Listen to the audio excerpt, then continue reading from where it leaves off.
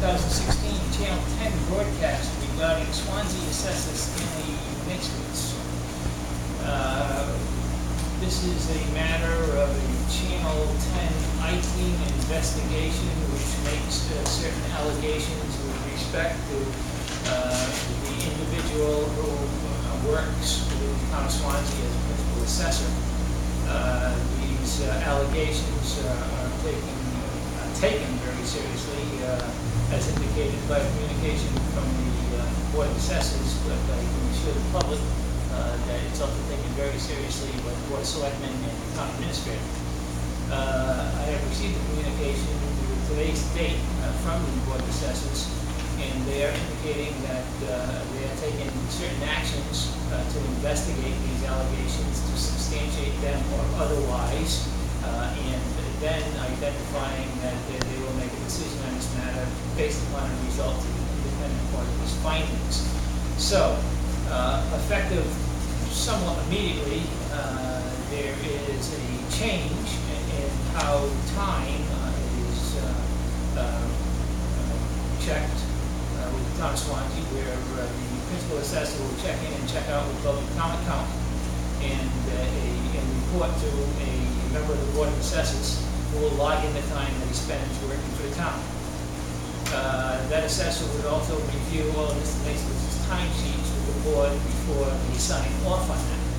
The board voted on August 3rd, 2016 to have an independent audit to review all aspects of said allegations and related documents, and then when those findings are complete, they have agreed to make a decision on this matter based upon those results.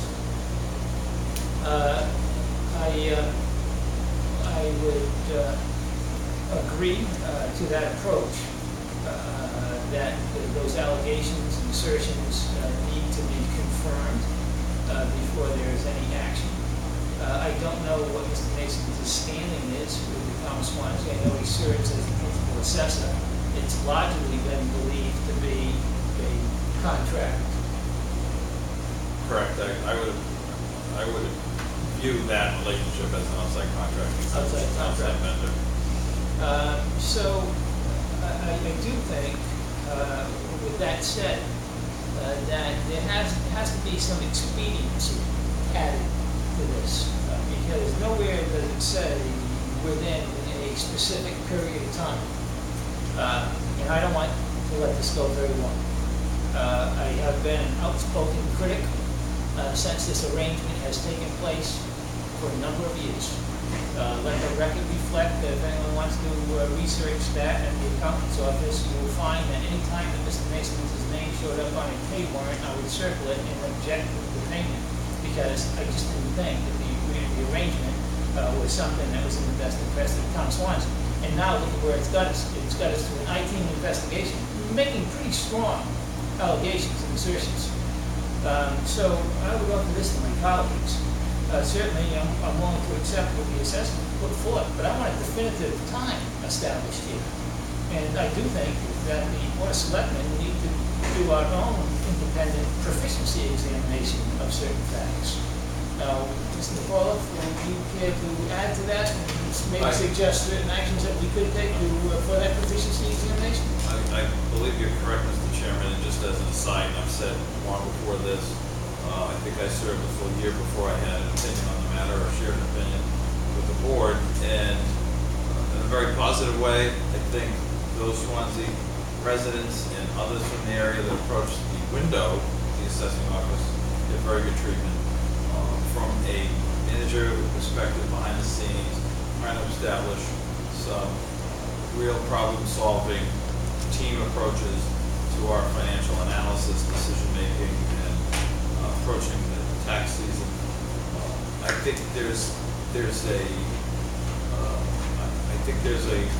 quite candidly, a big deficiency in the day-to-day interaction and understanding where we stand on things like new growth calculations, what's happening in this triennial reval as we move towards the classification hearing, one of the topics that's near and dear to your heart, Mr. Chairman. There seems to be a concentration of information and the technical requirements we need to get through a full annual basis, the calendar year, financial calendar, all the reporting requirements that need to happen. think the lack of a full-time staff person that's part of the treasurer, collector, town accountant, town clerk, myself, that group meeting as we do, sometimes frequently, formally and informally, to take the temperature of where we're at, what we need to do to move the town forward on a quarterly basis. I think it's a big deficiency to not have that skill set in-house. As you're aware, as the board's aware, I shared that I think some time ago, after about my 1-year anniversary. It's something that should be looked at. Then this matter certainly is not the type of information you ever want to hear. We certainly encourage the assessors to do a speedy investigation. I think likewise, if you're aware, Mr. Chairman, the Selectmen have authorization to conduct an investigation. I think the beginning point is simply to look and see where they're at. We appreciate them saying, looking back to us, we appreciate that they've recognized that the internal controls of reporting time need to change, but I think in terms of the allegations that someone's serving two communities and getting compensated for both is wholly unacceptable. We need to have some resolution on it. As an aside, there's absolutely no issues directed towards Mr. Nasowitz. As a financial team, this issue had never risen. We still have a gaping deficiency there. So I think looking at, there's been a lot of attention towards dates of when there was consulting services performed, and I think that working with the assessors, I'd like to see some sooner than later resolution on some specific dates that was targeted in that investigation that Channel 10 conducted. I think that was the so-called smoking gun, and it's date specific. And we would encourage the assessors to begin there, to work with them in that capacity. Let me open that to my colleagues. Vice Chair. Thank you, Mr. Chairman. I think Mr. McCall said it well. This issue certainly has gotten a lot of attention in the past 2 weeks. There seems to be a couple issues from my position as a selectman. First of all, the Board of Assessors is an independent elected body, and they have autonomy of how business is carried out on a daily basis in that office. We've identified as the Board of Selectmen, even as a selected candidate, deficiencies that exist there. I think that the town of Swansea would benefit tremendously from having somebody that's full-time there. I know I've been a selectman for 1.5 years. I've never walked into the town hall and seen this individual. One time, it's never happened. Never walked in and actually bumped into him. I haven't really sought him either. There hasn't been an issue specifically where I needed additional information that couldn't be provided from someplace else. But I'm assuming that at some point in my time as selectman, that will happen, and he will not be there because he's working at his full-time job. That's just the arrangement we currently have. The position right now, as it stands, we say that he's a vendor. We're predicament to be in. If he's a vendor and there is any impropriety whatsoever, I would encourage, because we have no authority to act other than to approve bills, I would encourage the Board of Assessors to disengage their relationship with this vendor. If they find anything if any of the allegations from the Channel 10 investigation are accurate, that would be, to me, if he's a vendor just means it's an outside contractor, and if you purchase services and you're not getting what you paid for, you don't continue to purchase the services. That's just not how it works, generally speaking. But there's a lot of gray area there because I'm not exactly sure of the relationship that exists. So I encourage the assessors at this time to bring this to a head expeditiously, and if any of those allegations are accurate, which I'm assuming that this individual, this reporter, carried out this investigation, did their due diligence, and there's something there, that something be done about it. Unfortunately, from this position, it's difficult to take any official action on it other than try to influence the process a little bit. Nothing further, Mr. Chairman. Okay, Mr. Vice Chairman. Mr. Hunt. Mr. Chairman, I guess I would offer this to the comments that have already been made. Given the allegations that have been made, I'm a firm believer that we're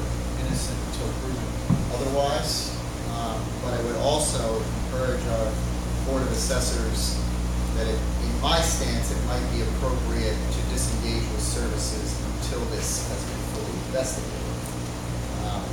It would be my practice in these types of situations professionally that it is appropriate to disengage with services while an investigation goes on.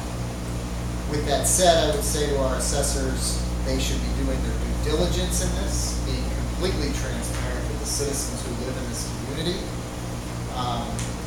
As a citizen, this concerns me, and I take these allegations very seriously.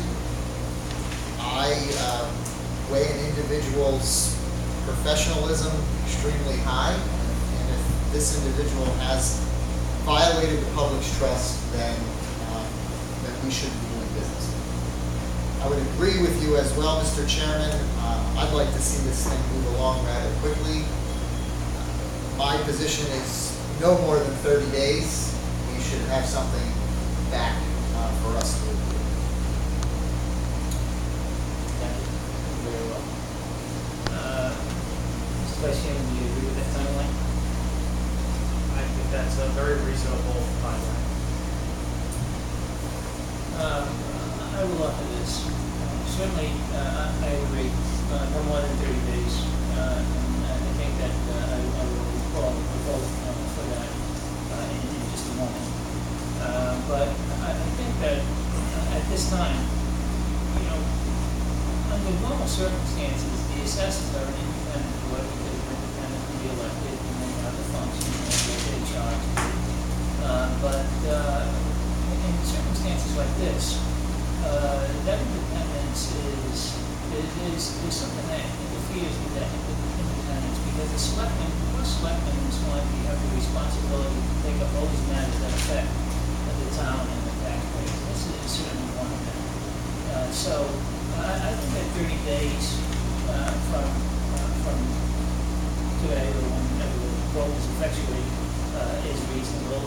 And I would also offer that in the event that we don't have findings, we don't have a response from the Board of Assessors within those 30 days or at that 30-day timeline, that we are prepared to act.